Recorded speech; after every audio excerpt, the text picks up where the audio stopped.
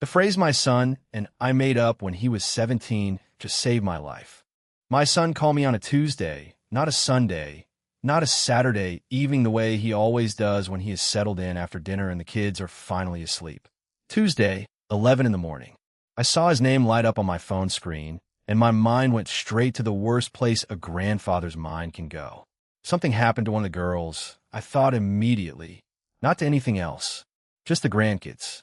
I answered fast, my heart already picking up speed, and he said, "Hey, Dad, you got a minute?" His voice was not panicked. It was not shaking. And that is exactly what threw me off because I have known that boy for 34 years, and I know the difference between him being calm and him working very hard to sound calm. I told him I had more than a minute, asked him straight out what was going on. He said nothing urgent, that he just wanted to check in. So we talked the way we always talk. He asked about my back, since I had mentioned some stiffness the week before. He asked if I had gotten that pulling sensation in my left rear tire looked at. He asked about my neighbor across the street who had just come home for knee surgery. Ordinary conversation, the kind two people who love each other fall into without even trying. But right before he said he needed to get back to work, he asked me something that made the whole kitchen go quiet around me. He said, "Hey, Dad, you remember that phrase we came up with the day you drove me to college moving day?" I went silent for a second because, of course, I remembered it. I had just never once in 31 years heard either of us say a single word about it. I need to take you back because none of what happened later makes sense unless you understand where this story actually begins. When my son Marcus was 17 years old, I started noticing small things about him. Nothing dramatic, nothing you could point to and call proof of anything. A certain kind of nervousness some Friday nights when he came home from parties. A habit of not quite meeting my eyes when I asked if everything was all right. His mother and I had already been apart for years by then. We separated when he was 10, and he lived with me through the school year in a house that felt a little too big for just the two of us, but that we had learned to make work. He had his room. I had mine. Most nights we ate dinner at the same table and watched whatever game happened to be on, and it was a good life. Not the life I had once pictured for myself, but a real one and a good one all the same. I worried about him the way any parent worries. Maybe more the way you do when you're raising a kid alone and there's no second set of eyes in the house to catch what you might be missing. I would lie awake some nights wondering if I was doing enough, saying the right things, showing up the way a father is supposed to show up. I want to be honest with you. I was never the kind of father who sat his son down for long emotional conversations. That was never my language. My language was showing up, driving him places, fixing what broke around the house, being there without needing to talk about being there. But I understood, even without the words for it, that sometimes things happen at parties that a 17-year-old boy does not know how to walk away from on his own. Sometimes a kid needs an exit and does not have one. And I knew that if my son ever called me from somewhere and genuinely needed rescuing, he would need a way to say it that would not tip off whoever happened to be standing next to him. So one evening in the spring of his junior year of high school, we were driving home from the hardware store together, just the two of us in my old pickup truck, and I told him I wanted to show him something. He gave me a look like I had said something strange, which I suppose I had. I told him that if he was ever somewhere and something felt wrong, if he needed me to come get him no questions asked, all he had to do was call me and say 5 simple words. "Hey, Dad, did you check the mail today?" That was it. Nothing more than that. He repeated it back to me slowly, the mail, like he was testing the shape of it in his mouth. I told him it was something ordinary enough that nobody standing near him would think twice about it, but that I would know exactly what it meant, and I would come get him immediately. No lecture, no questions, just come. He sat with that for a long moment, quiet the particular way teenagers go quiet when something lands differently than they expected. Then he said, "Okay." I asked him if he understood what I was telling him. He said, "Yeah, Dad, I understand." And then we never spoke of it again. He went off to college the following year, and I helped him move his boxes into his dorm room. And on the long drive home by myself afterward, I remember wondering if I had done something meaningful in that truck that spring, or if I had just embarrassed my own son the way parents sometimes do, without realizing it. He called me plenty that first semester, the way kids do when the world suddenly gets bigger than they expected. He called when he failed a midterm he had been sure he would pass. He called when a girl he liked started seeing someone else. He called once about a friend who had gotten into some kind of trouble he never fully explained. But he never once used the phrase, and honestly, after a year or two, I stopped thinking about it entirely. Life carried on the way life does.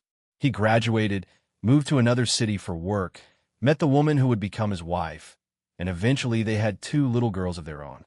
Our Sunday phone calls became the steady rhythm of our relationship. He grew into a man I am proud of every single day, and I had not thought about that male phrase in probably 15 years, not until that particular Tuesday morning in November. I need to walk you through the months leading up to that phone call, because nothing about what happened to me felt dangerous while it was actually happening. That is the part one keep returning to over and over. It felt, at every single step, like a gift. It started the previous spring, about 8 months before that Tuesday. I have lived on my own for roughly 6 years now, ever since my second wife passed away. The house is paid off, my pension covers what I need, and I'm not the kind of retired man who sits in a recliner all day waiting for time to pass. I volunteer at the local food bank every Thursday. I attend church most Sundays. I take a long walk every morning before the neighborhood wakes up and gets loud with traffic and lawnmowers. That spring, a man moved into the house 2 doors down from mine, somewhere around 60 years old, hard to say exactly, trim build, a firm handshake, always something friendly to say. I will call him Gordon because that is close enough to who he presented himself as, though I have to be careful even now about how much I say publicly. Gordon introduced himself in April while I was up on a ladder cleaning out my gutters. He said his company had relocated him for work, that he did not know many people in the area yet, and there was something instantly easy about talking to him. He was the kind of man who remembered exactly what you had told him the last time you spoke and asked about it the next time, which felt like real attentiveness back then. I mentioned my Thursday shift at the food bank once, and 2 weeks later he asked how it had gone. I mentioned that my truck had developed a strange noise, and the following week he asked if I had ever figured out what it was. I told my son about him during one of our Sunday calls, mentioned casually that a new neighbor had moved in and seemed like a decent guy. Marcus said that was nice, that it was good to have neighbors you could actually talk to. And that is the honest truth of it. It genuinely was good. Over the summer, Gordon and I started sitting on his porch some evenings as the heat broke. He had bought that old house planning to fix it up room by room, and I helped him a few times, holding board steady while he measured, handing him tools. The kind of casual back and forth helped that neighbors give each other without thinking twice. In return, he brought food over now and then. Once a whole casserole dish. Said he had made too much for just himself. I ate it, and it was good, genuinely good, and I'm telling you all of this in this much detail, so you understand exactly what I mean when I say none of it ever felt wrong. There's never a single moment where something inside me whispered, "Watch out." He felt like a neighbor. He felt like the beginning of a real friendship. At 63 years old, you do not make new friends easily anymore. Not the way you did when you were young and your whole life was built around proximity to other people at work or school or church groups. When you get older, you take the connection that comes to you, and I took his. In August, Gordon mentioned an investment opportunity to me, though I want to be precise about the fact that he never once pitched it. That distinction matters, and I have thought about it many times since. He brought it up the way you would mention something in passing, said a friend of his had gotten involved and it had been performing well, said he had been thinking about trying it himself. He named a trading platform I had never heard of, said it was smaller and newer than the well-known ones, but the returns had been solid. I told him honestly that I never really followed that kind of thing. He said neither had he for most of his life, but when you're living on a fixed income, you start paying closer attention to where your money could be working harder for you. I agreed with him. That night he did not say anything more, and I drove home and honestly did not think much more about it either. But he brought it up again in September and again in October, always in that same relaxed, almost offhand way, like a man thinking out loud more than making a sales pitch. He told me he had put a little money in himself, that he was watching it closely, that it was performing exactly the way his friend had promised. In October, he showed me his account balance right there on his phone screen. I want to be clear that I never asked to see it. He just said, "Look at this, I honestly cannot believe it. and turned the screen toward me on his porch. The number displayed there was significant enough that I am not going to repeat it out loud here because I do not want anyone hearing this story to fixate on the figure the way I did in that moment, which was, if I'm being completely honest with you, envy. That quiet, uncomfortable, slightly shameful kind of envy that creeps in before you even realize it has arrived. I told him there was really something. He said he knew, that he had almost talked himself out of doing it in the first place. And then he said something that I have replayed in my mind countless times since that Tuesday. He said, I worry about you out here living alone. I hope you have got people looking out for you. I did not hear that sentence for what it actually was in that moment. I heard it as kindness, as the genuine concern of a neighbor who had grown into something like a friend. I heard it exactly the way he intended for me to hear it. In early November, I put money into the platform myself, not my savings, and I want to be clear about that distinction because I know exactly what you might be thinking, and you would not be entirely wrong to think it. I was not reckless. I invested an amount I had convinced myself I could afford to lose, not that I ever seriously believed I would lose it. I set up the account, made the transfer, and watched the number climb almost immediately.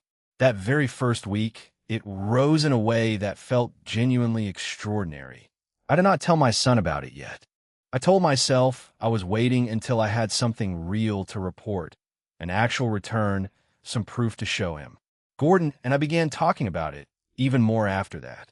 He would ask how mine was performing. I would tell him it was going well. He would say his was doing well too, and it started to feel like we were in something together, a small shared secret between two men who understood each other. Then he began mentioning other options, slightly larger tiers of investment that he said would yield significantly better returns. There were charts involved. Apparently, the platform operated in tiers, and he explained the mechanics of it with graphs pulled up on his laptop. And I will tell you honestly, I am not an unintelligent man, but his explanation was just complicated enough to sound credible while remaining just vague enough that I never fully grasped it, which I now understand was entirely the point. That Sunday, I casually mentioned the platform to Marcus on our regular call, said a neighbor had told me about it, and I was curious what he thought. He told me he had never heard of it, pulled it up right there while we were still on the phone, and said he was not finding much information about it at all. He told me to be careful, that if something sounded like a good deal, I should get a second opinion before committing anything significant. I told him I was only asking, that I was not planning anything, and at that exact moment that was even true. But I was thinking about it. Gordon had suggested I come over one evening so he could walk me through the next investment tier properly, said it was not something easily explained sitting out on a porch. I told him I would think it over. That conversation happened on the Tuesday morning, just hours before my son called me. When Marcus said those words into the phone, "Hey, Dad, did you check the mail today?" I stopped breathing for a full second. 31 years had passed since that spring evening in the truck. His voice carried no alarm in it whatsoever, and I understood immediately why, because I was the one who had taught him that exact skill all those years ago. Do not let anyone around you sense that something is wrong. Just say the words and trust the other person to hear what is underneath them. I told him no, I had not gotten to the mail yet. And that was it. We said our goodbyes like it was nothing, and I set the phone down on the kitchen counter. I sat there for a while, staring out my window at the house 2 doors down, where the porch lights were already glowing in the late morning shade of the trees. My son called back 4 minutes later, this time from a different number, his work line. He told me not to hang up, said he needed me to listen carefully and not react in any way that might be visible to anyone who could possibly be watching my house. I told him okay, my pulse hammering now in a way it had not been a few minutes earlier.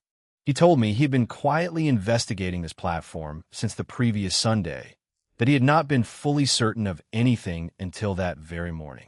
My son is an engineer by training, and when he decides to understand something thoroughly, he does not stop halfway. He had spent the last 2 days digging deep, and what he found stopped my heart cold. He had located posts on financial fraud forums describing this exact platform. He had found an actual filing with the Federal Trade Commission. He had identified a clear, repeating pattern. The platform worked by showing small, believable early gains, just enough to feel legitimate, and then gradually pressuring users into larger and larger investments before eventually locking the account entirely and making the funds completely inaccessible. Then he said the sentence that changed everything.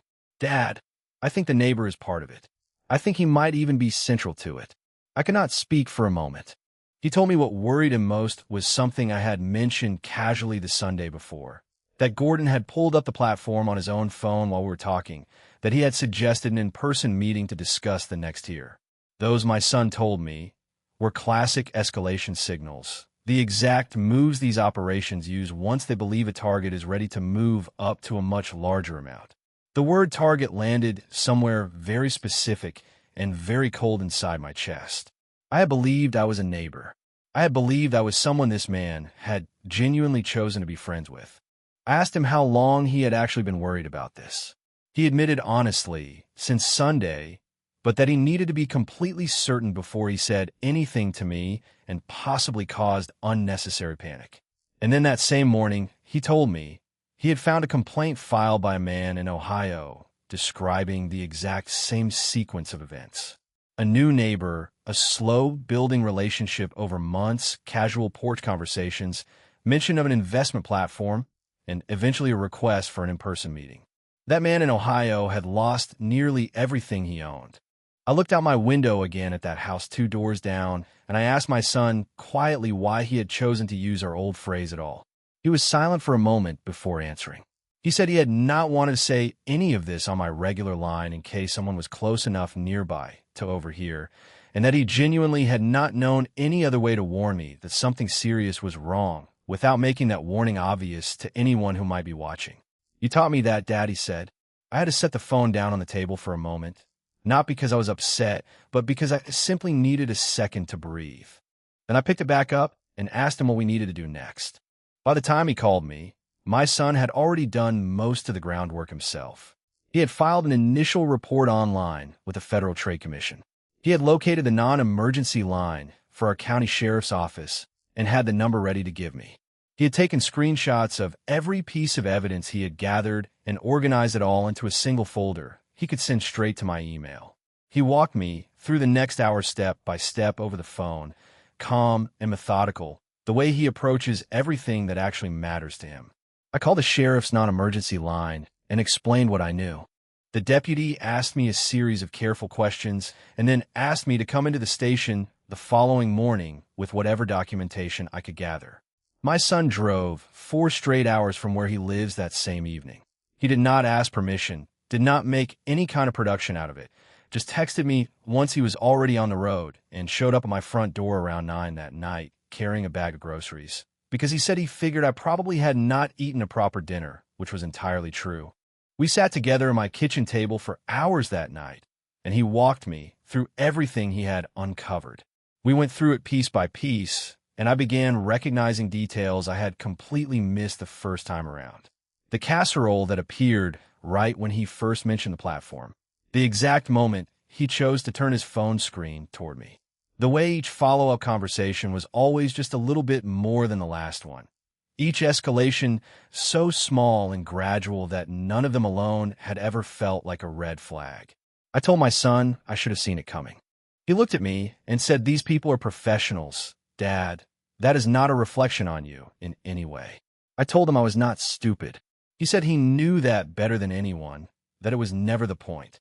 He explained that these operations specifically target people who are far from stupid, because those are exactly the people who manage to build real savings over an entire lifetime. This is their full-time profession, he told me. Nobody stands a real chance against it without the right information in advance. I sat with that thought for a long while that night. The next morning, we drove to the sheriff's office together, and my son carried the folder of evidence himself. The deputy who took our report was young, maybe 30 years old, but she clearly knew exactly what she was looking at the moment she opened that folder.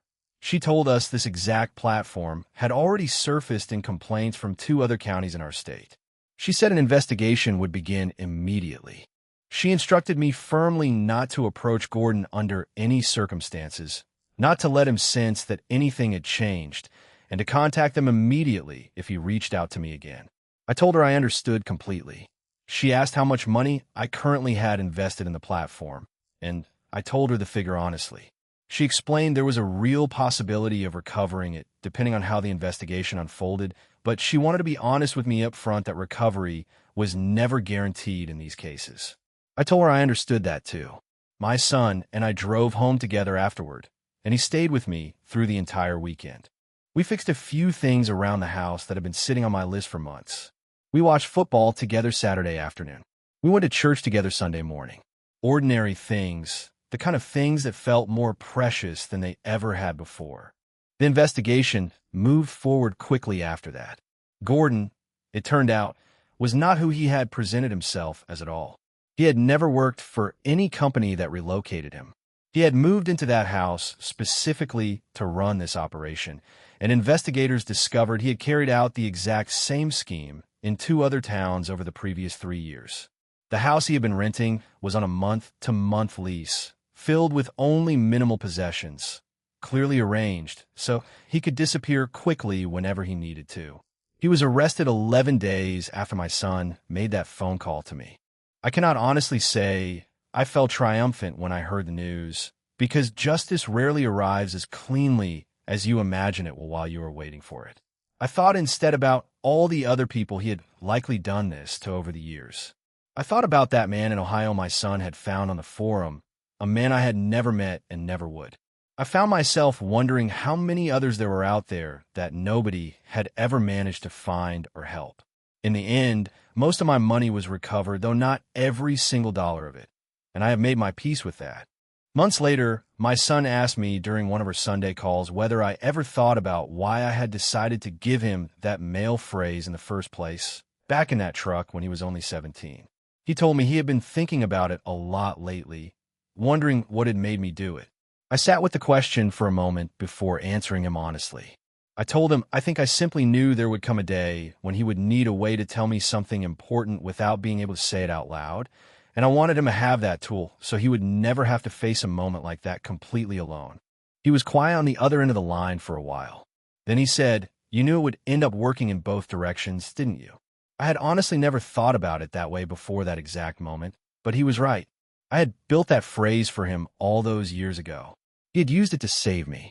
In the end, we had made something together, something that had quietly belonged to both of us the entire time, and when it truly mattered, he trusted it enough to use it without a second of hesitation. I still take my walk every single morning. I still show up at the food bank every Thursday. There's a new family living in the house 2 doors down from mine now, a young couple with 2 small boys and a dog that barks endlessly at squirrels in the yard. Everything about the street feels normal again.